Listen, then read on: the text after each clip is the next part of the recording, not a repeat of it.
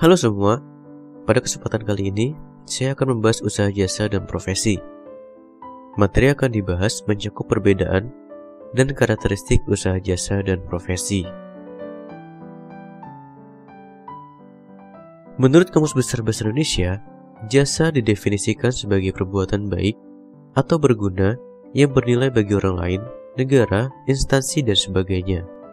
Nah, dalam dunia kewirausahaan, usaha jasa sendiri merupakan salah satu bentuk kegiatan ekonomi dengan keluaran berupa non-benda yang ditawarkan penyedia jasa kepada konsumen.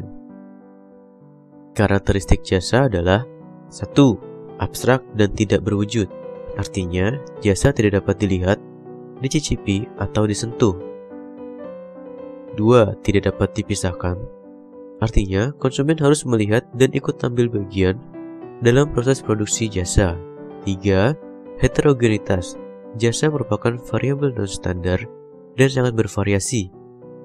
Artinya, tidak ada hasil jasa yang sama persis walaupun dikerjakan oleh orang yang sama.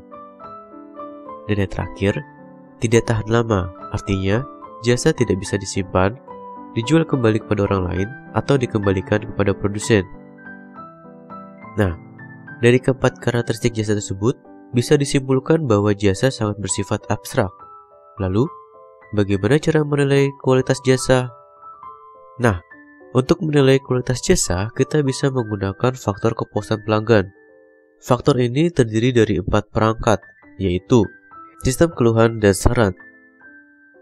Sebuah perusahaan biasanya menyediakan kotak saran atau nomor pelanggan yang tidak berbayar, sehingga pelanggan dapat dengan mudah menyampaikan saran dan keluhan.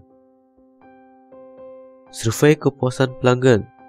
Perusahaan melaksanakan survei secara berkala untuk mengetahui kepuasan pelanggan terhadap tawaran perusahaan.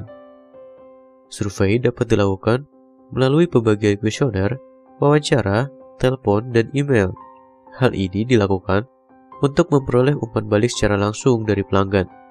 Menyamar berbelanja. Perusahaan menugaskan karyawannya sebagai pembeli potensial untuk mengetahui apakah produk atau jasa yang diberikan sesuai dengan standar perusahaan.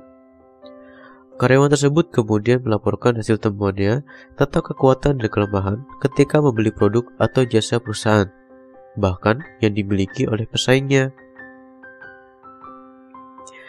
Analisis pelanggan yang hilang. Perusahaan melakukan analisis penyebab pelanggan berhenti membeli atau berpindah ke perusahaan lain.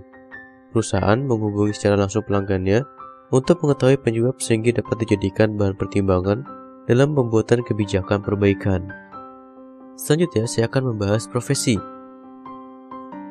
Nah, dalam profesi kita akan mengenal 3 istilah, yaitu profesi, profesional, dan profesionalisme. Dalam Kamus Besar Bahasa Indonesia, profesi adalah bidang pekerjaan yang dilandasi pendidikan keahlian tertentu. Profesional artinya memerlukan kepandaian khusus untuk menjalankan pekerjaannya dan ada pembayaran balas jasa terhadap pekerjaan. Sedangkan untuk profesionalisme merupakan paham yang mengajarkan bahwa setiap pekerjaan harus dilakukan oleh orang yang ahli di bidangnya. Pekerja profesional berbeda dengan pekerja amatir, walaupun sama-sama menguasai sejumlah teknik dan prosedur kerja tertentu. Menurut Syafruddin Nurdin, seorang pekerja profesional memiliki filosofi untuk menyikapi dan melaksanakan pekerjaannya. Nah, berikut syarat-syarat profesi menurut Syafruddin Nurdin.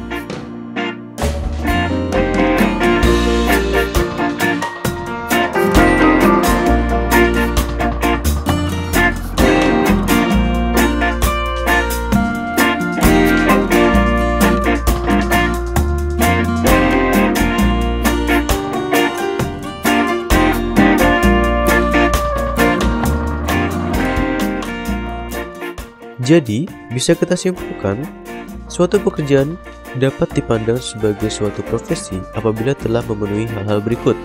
Yang pertama, memiliki cakupan ranah pekerjaan atau pelayanan yang khas dan dibutuhkan masyarakat.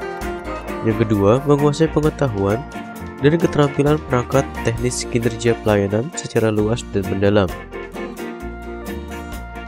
Memiliki semangat pengabdian tinggi dan mandiri dalam menunaikan tugas dengan berpedoman pada kode etik profesinya.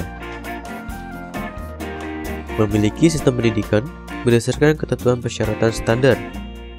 Pada umumnya, sistem pendidikan diselenggarakan oleh pendidikan tinggi dan organisasi profesi yang bersangkutan. Memiliki perangkat kode etik profesional yang telah disepakati dan selalu dipatuhi. Kode etik profesional dikembangkan dan ditetapkan oleh organisasi profesi yang bersangkutan. Yang keenam, memiliki organisasi profesi yang melindungi kepentingan profesional serta memajukan kesejahteraan anggotanya. Dan yang ketujuh, memiliki jurnal dan sarana publikasi profesional yang menyajikan berbagai karya penelitian.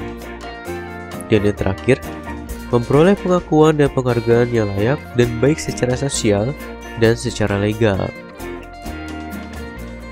Oke, itulah materi kita pada pembelajaran kali ini. Semoga bermanfaat dan sampai ketemu di video pembelajaran berikutnya.